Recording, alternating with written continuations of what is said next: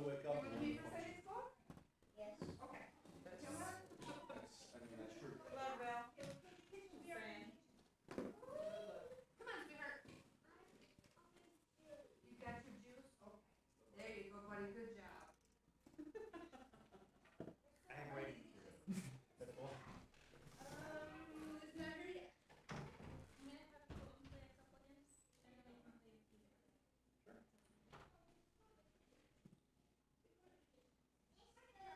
You didn't play last time. Ready to go. Who's practicing on Friday? Cool. It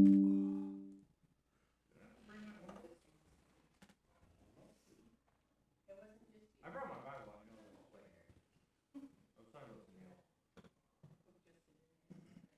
Just answering your random.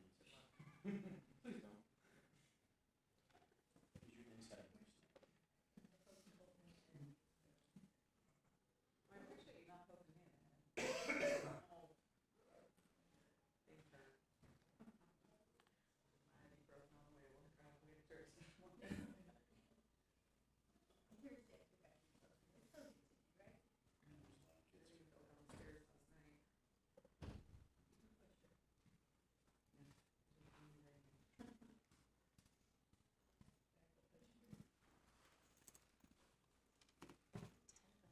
Dad? Huh? Dad? Oh, he woke up with a like a death, like a group of death on him. He was coughing. It was awful. He was fine yesterday, and then he came home, and it was just he went to bed and woke up this morning and was hacking and coughing. We heard him coughing all night. So he's gonna sit here and try to get it all. He lost his voice and everything. Like, you gotta get it. Whatever That's it is. cool. Yeah. Can't yell at you while you're out. Yeah. Hi, Benny. Use my purse. There you go. There.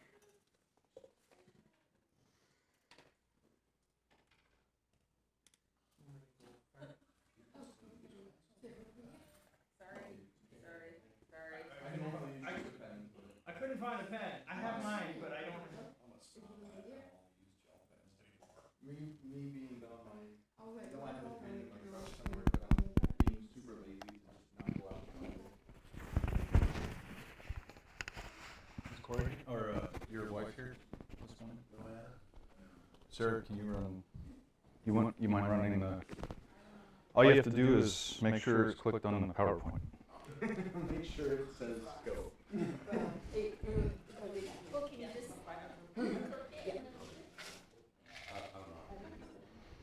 I don't know the streaming part. You guys. Me, Surprise. so I'll put that there, put this here, looks like it's feeding in. And then, so if you click off here or there to answer someone in chat, just make sure you click back on that. Yeah. Oh, I don't think he knows, so. Okay. the pen back though? Oh.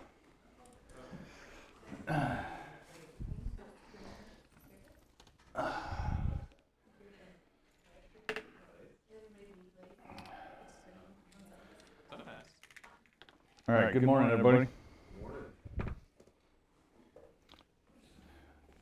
Put this up here.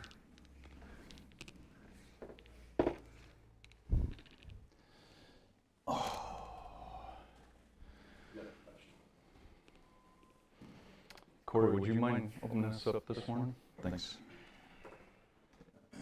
Dear Lord, Heavenly Father, thank you for allowing us to gather today to learn about you, Lord.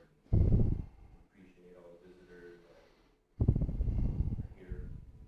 Please bless this time through the holidays that everybody's traveling and get to and from where they're going safely. Please be with those that are sick and that are not able to be here. Bless the future work. Amen. All right.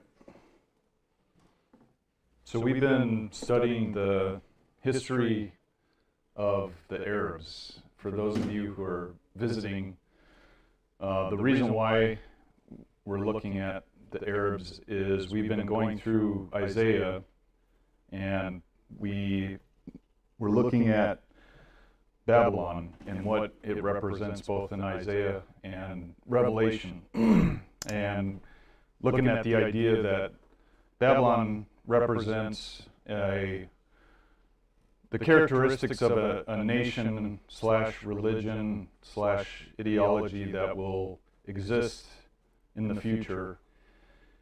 And some of those characteristics we looked at involving Babylon were the origin of the pagan gods during, the development of Babel, and the mixing up of the languages. Nimrod and his mother and wife essentially became a deity to the people. And so a lot of the pagan gods throughout history kind of stem from that. So Babylon represents paganism, represents elevating oneself above God. So Nimrod organized a nation that sought to reach the heavens, right, with the Tower of Babel. And later on, the Chaldeans, Babylon, also did the same, sought to basically replace God or elevate himself or the king and the nation above God, had no need for God. So that's kind of the primary characteristics of this future entity that will exist. And we looked at some of the common ideas of who what mainstream believes Babylon is, and the primary one is the Catholic or Roman Church, the Church of Rome. So that's kind of the main mainstream thought of who Babylon is. And so I'm proposing a different idea, and that's why we're going through the Arabs right now, to understand their history, their relationship with the Jews, and where Islam stemmed from. Make sense?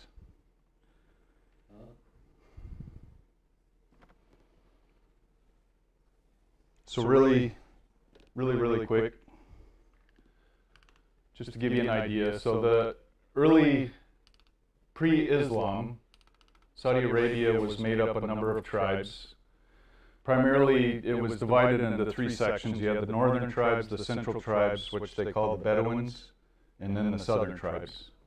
So the Bedouins, who later became the Kinda kingdom, which we'll look at here, they were the Bedouins who basically lived in the arid part of Saudi Arabia, and they were considered, or still considered, the true Arabs. They spoke, as we'll discuss, the language is the primary key to what held Arabs together, because if you remember, Arab means essentially a nomad of mixed people, a mixed race. So they didn't really have a commonality. They didn't have a common culture. They connected through language. And so the Bedouins spoke what they call High Arabic, and that became the common language among all the Arabs.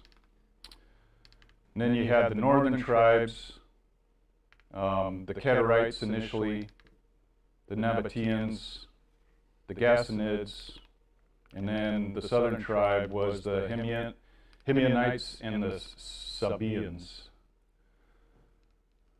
So we're looking at, previously we were looking at right around 800 BC leading up to the birth of Christ. So now we're going to briefly look at the time period between the birth of Christ and the Prophet Muhammad, which was in his birth, which was in 570 AD. So get understanding of what was going on geopolitically within Arabia and what set up the Arabs to accept the Prophet Muhammad. What state were they in that allowed them to follow wholeheartedly this prophet?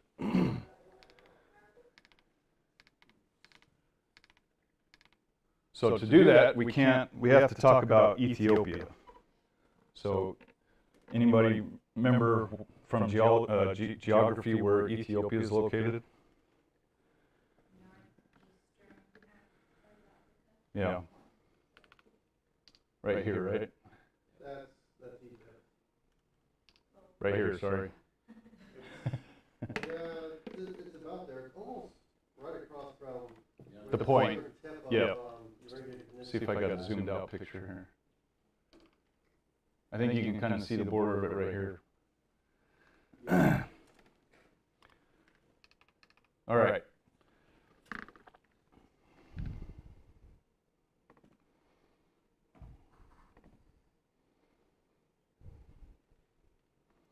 So Ethiopia, during the time period of the early centuries, was considered the kingdom of Aksum.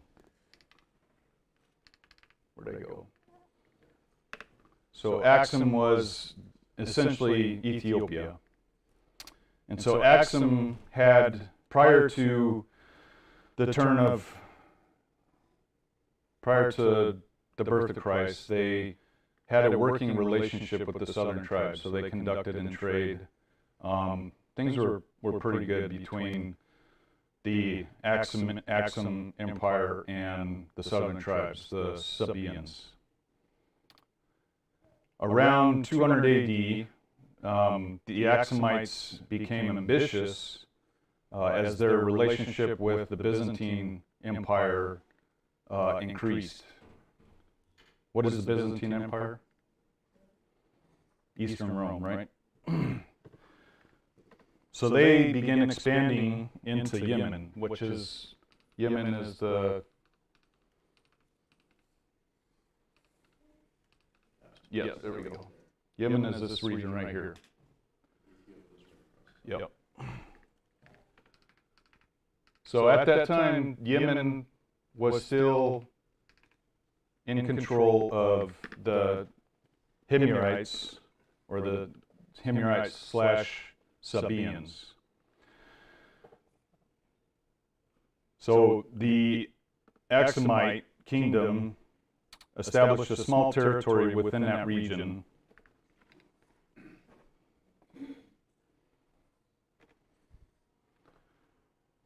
And the Aksumite Empire fought with the Saba Himyarite tribes off and on for the next century or so.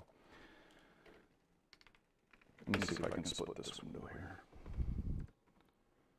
Trying to look at two documents at the same time.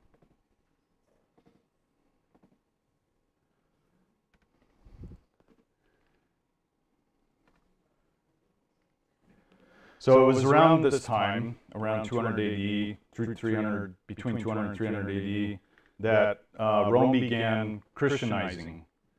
So prior to this, the Himyarite, the southern tribes, main economy was through the export of incense to Rome, because Rome was, heavily pagan. So they relied a lot on incense for their worship to their gods. So that was the primary economy of the southern tribes.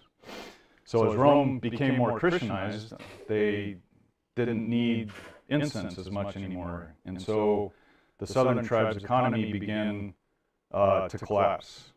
So they had to seek out different ways to maintain their economy.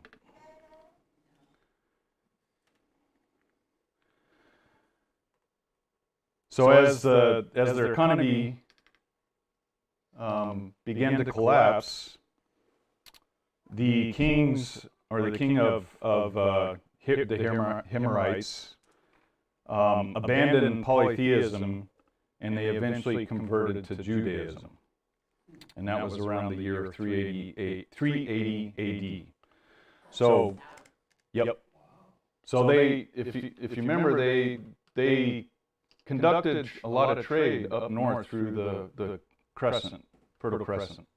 And so they had workings with the Jews and northern nations. So Judaism wasn't, a stranger to them. And so to kind of unify and better, go ahead. That's really amazing because the northern tribes converted to Christianity, right? Yep. And I'll get into why. So Judaism in the southern tribes officially began. Let's see if I have that up here. Yeah. So Judaism officially began when King Tubu Abu Karabah Assad, around 380 AD, led an expedition to northern Arabia. And this was to prevent the spreading influence of the Byzantine Empire. So already the Byzantine Empire had almost completely absorbed the northern tribes. So the king passes through Medina, which Medina is north central Arabia, east, sorry. So he passes through Medina and leaves his son as governor. So then the king later receives news that his son has been murdered by the people of Medina. So the king returns to Medina and he lays waste to it. And he cuts down all the palm trees because that was one of their primary resources. But in the process, he became extremely ill. And so then 2 Jewish sages attended to him and pleaded for him to make peace with Medina. So the sages' appeal persuaded the king, and he called off his attacks, and he also embraced Judaism, and along with his entire army. So then when he returned to the capital of Yemen, which was Zafar at the time, he demanded that the Himyarite people be converted to Judaism as well. So initially, there was a pretty good deal of resistance, but eventually, because remember, prior to this, there was not really anything that unified the people, even in religion. They didn't really have a unifying, anything that unified them. So as the people observed how Judaism worked, how simplistic and organized it was, and even how philosophical it was, they began accepting Judaism. And eventually the majority would convert to Judaism. It was during around the same time period that, let's see, do I have that here? Yeah. So it was around the same time period that King Ezana of the Aksumite kingdom became the first Christian ruler. So this conversion to Christianity was one of the most revolutionary events in the history of Ethiopia, as it gave Aksum a cultural link with the Mediterranean. So it further strengthened their ties with the Byzantine Empire.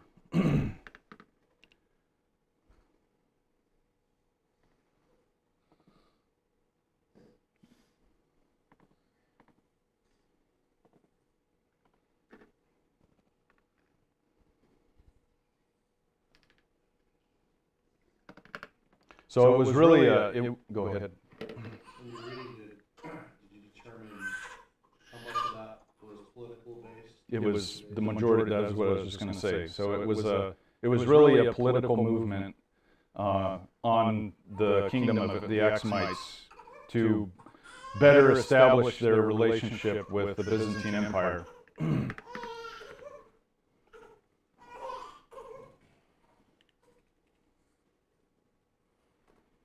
All right, what's my slide here?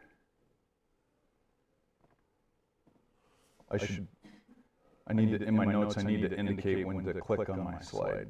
So I have to go back between.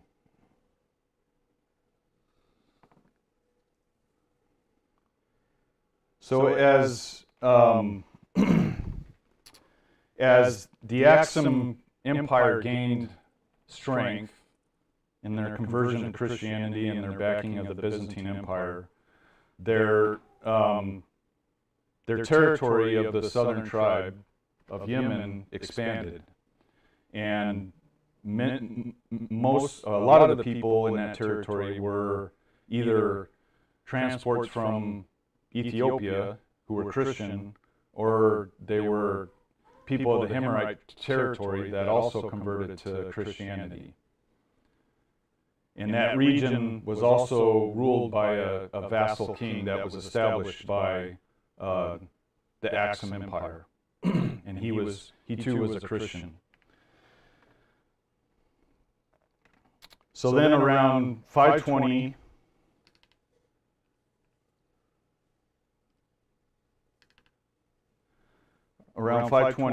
AD, this guy Du-Nuwas, who was a Himmerite, led a coup where he killed the Axumite garrison in Zafar and assumed authority as king.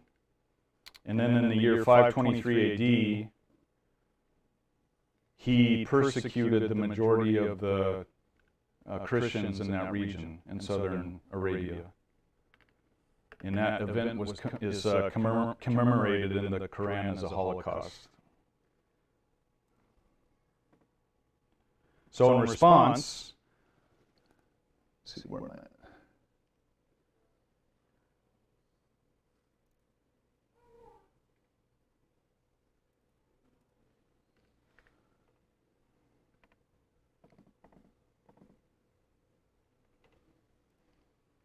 So in response, the Axum king, King Caleb, mounted a large offense in Yemen against King Du-Nuwas.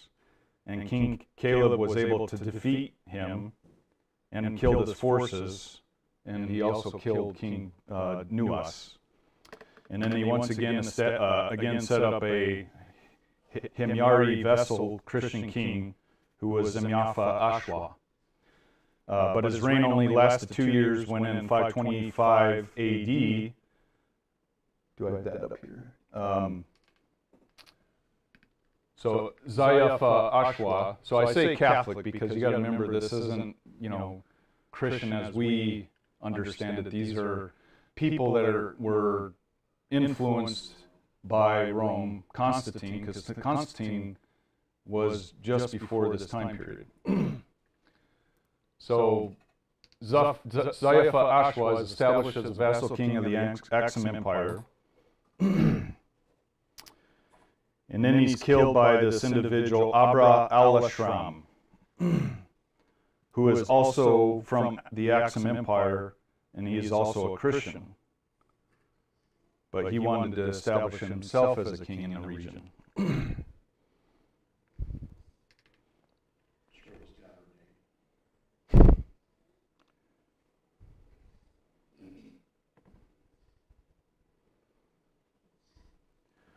So King Caleb tried to, on several occasions, to take back the region from Abraha, but Abraha had gained a large following and was too strong for King Caleb to overtake. So instead, King Caleb established a peace treaty with Abraha.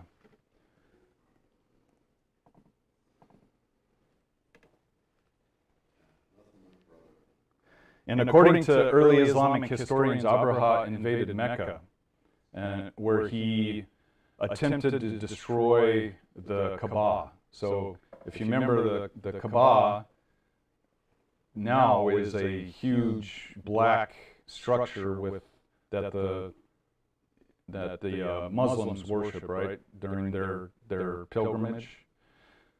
When was that built? What was it then?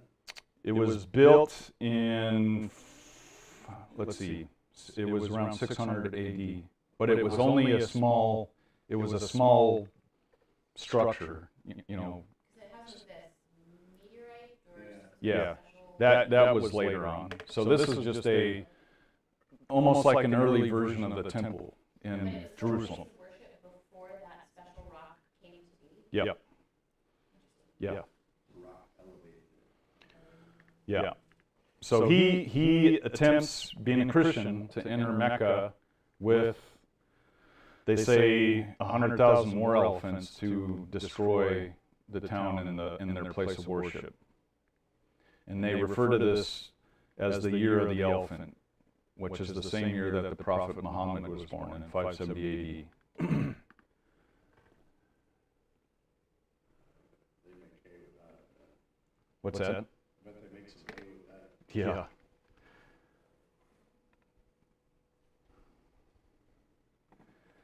So now that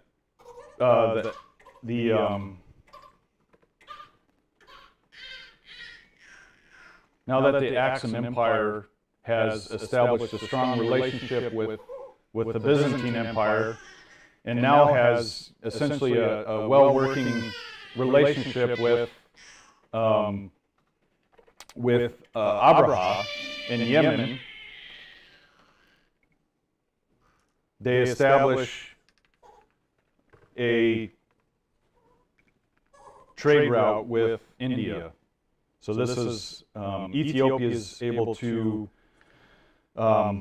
establish a major trade network between the Byzantine Empire and India. So this trade network was organized and managed by Ethiopia, and they also held a monopoly over trade in the Indian Ocean. So you can see the trade route from the Mediterranean, follows the Fertile Crescent, and then over to India. So prior to that, they'd have to try to go through Persian territory to try to get to India. So this was a huge advantage for Ethiopia. And they became very wealthy off of that.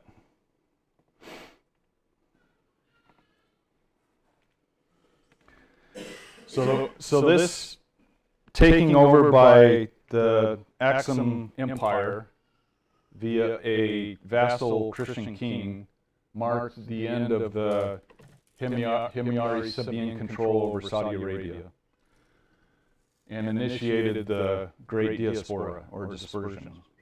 So the majority of them moved either north along the Fertile Crescent or into territory with the Bedouins.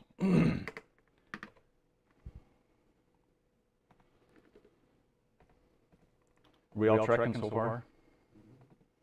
Sorry, I'm kind of having to go between the PowerPoint and my document here.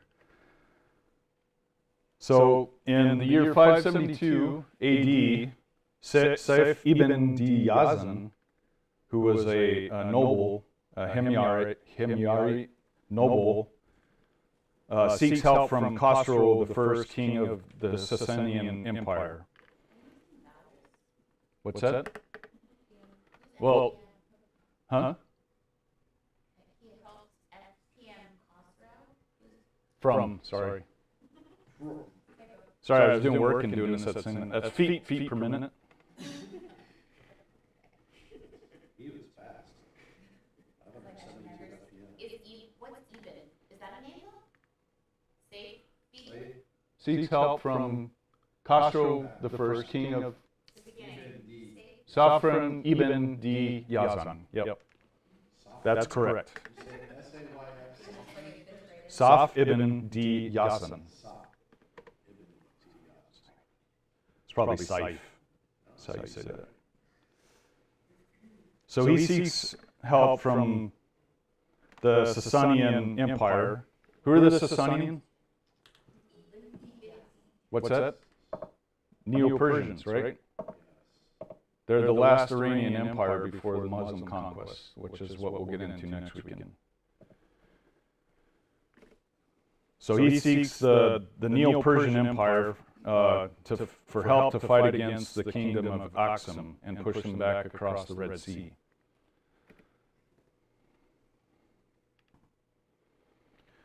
The Sasanian Shah sent a naval force which was made up of primarily convicts to Yemen, who was now ruled by Abraha's son. So remember, Abraha was the one that basically killed the previous king, took control over Yemen region. And so Khosrow, the first king of Persia, defeats Abraha's son, and the Persian viceroy was appointed as king over southern Arabia. So here you have this southern Himyarite, Arab noble that seeks help from Persia in hopes to take back their territory. But instead, the vassal king from Ethiopia is replaced with a vassal king from Persia.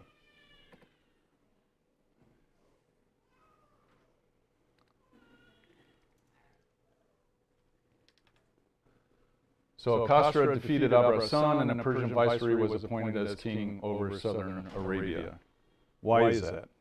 Because that region was highly sought after, right? They had a well-defined trade route with India. India was, at the time, a very wealthy nation as well. They had many goods that the surrounding nations sought after. So it just so happened that this was the opportunity that Khosrow I was looking for. As the Sasanian Empire was also after the southern Fertile Crescent and the trade routes that came with it. So remember, at this time, the Byzantine Empire and the Sasanian Empire were waging wars with one another.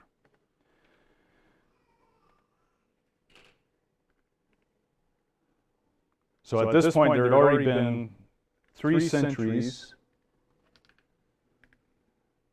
of thin political alliances between the Arabs and the Persians, which had done little for race relations. The idea that a Persian would take an Arab for a wife was considered, quote, a vile abomination. To Persians? No, to the Arabs.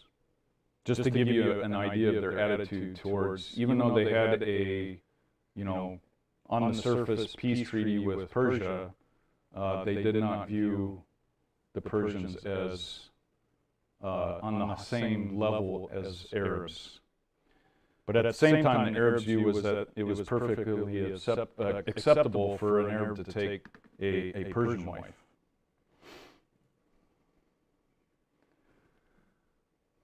So this theme of Arab versus Persian, because this is going on for centuries, plays out through history, as we'll cover in the following weeks. So the Arab cultural reactionaries versus the Persian cultural revivalists, and then extending into the Sunna versus the Shiite, or extending into Iraq versus Iran. And then, as we will see, the original Islamic State in Medina came about as an Arab response to the increasing Persian presence in Arabia. So, Medina has a huge significance within the Arabs, which we'll be looking at as well. These? So this, the relationship between Arabs and the Persians extends into the Arab reactionary. So basically a reactionary is a traditionalist. So the Arabs were held onto their traditions, whereas the Persians sought cultural revolution, industrialization, modernization. And the Arabs were traditionalists. They did not want to change their culture or modernize, what should sound familiar. if any, if any of you looked at, studied Muslims over the last 20 or 30 years. This also extends into the Sunni versus Shia tribes, which we'll look at, considering their history as well as Iraq and Iran, where one nation considers itself the true Arab and the others are Persians. So that's kind of what that represents. So it's really just overviewing that, this, in relatively brief history of the Muslims, the conflict that exists there spans well before the birth of Christ. So Muhammad has not entered the scene yet. Not yet. He's just a baby. He's 572. Yep.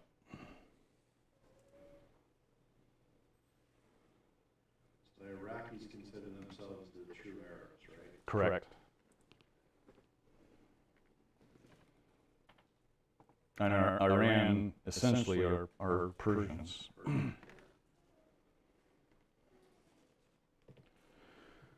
got 10 minutes. All right.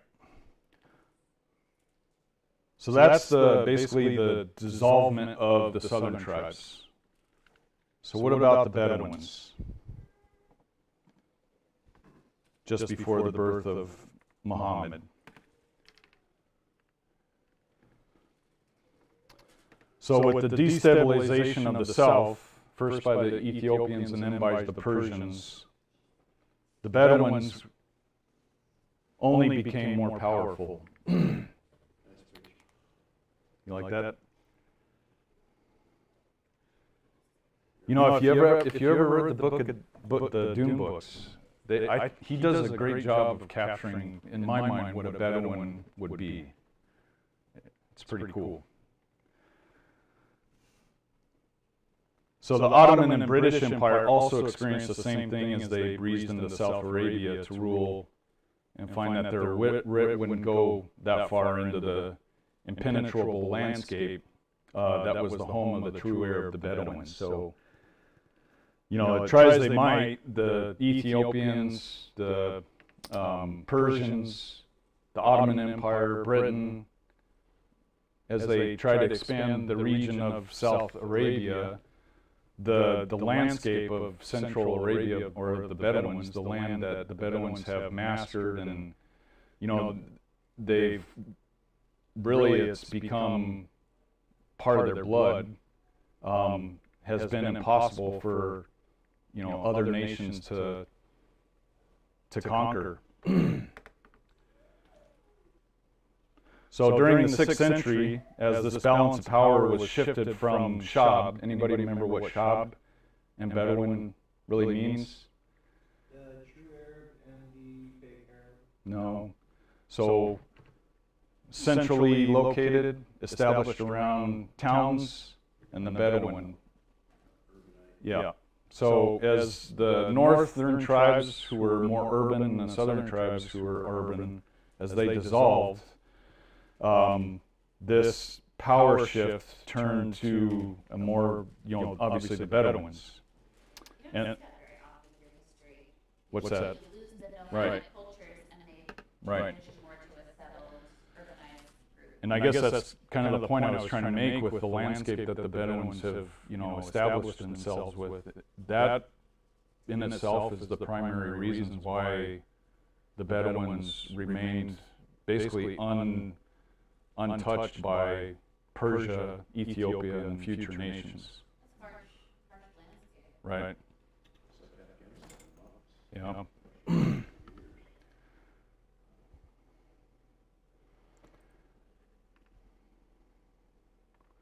So as the power of the Bedouins increases, the logos, or the word, their written language, their spoken language, becomes even more important as tribes begin to unify. So if you remember,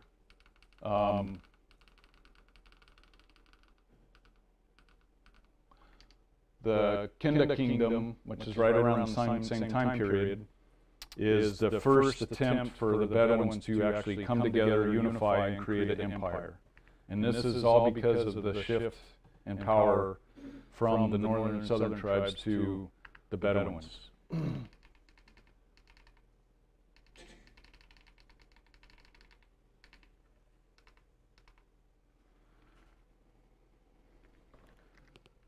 So with this increase in the logos, the importance of it, there's three titles that emerged among these unifying tribes: the Sayyid, which is the chief lord; the Khatib, which is the public speaker; and the Shair, who is the poet.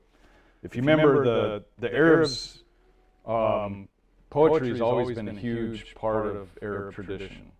Remember, we talked about how they would, instead of waging war physically, they would wax poetically against, adjacent tribes, and the poet who came out the more, poetic won the day. So these are, as tribes began to join one another, they established these positions within their kingdom. So the Sayyid, or the chief lord, would usually come from a family who enjoyed particular inherited honor, but lordship depended ultimately on personality and prowess in battle.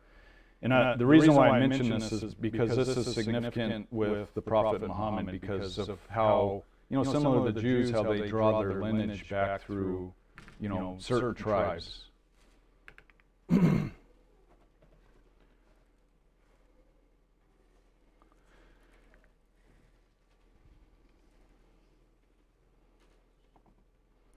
And most often the leaders, or the Shaids, were both the Sayyid and the Shair, so they were the leader and the poet. So both the swordsman and the wordsman, or the word lord and the warlord.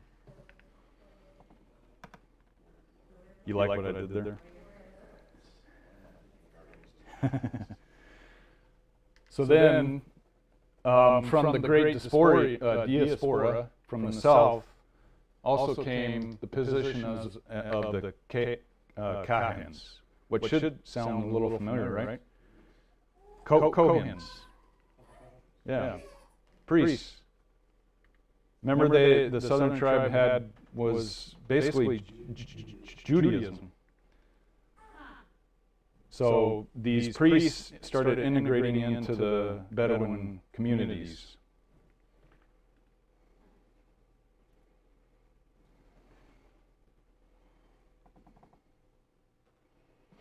And that's where we're gonna, I'm out of time, so this is basically what's going on up to the birth of Muhammad. So next weekend, we're gonna go into Muhammad, where he came from, and start looking at the Muslim conquest and the establishment of the first caliphate.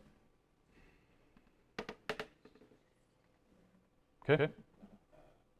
Huh? Not that. Yeah. Any comments or questions?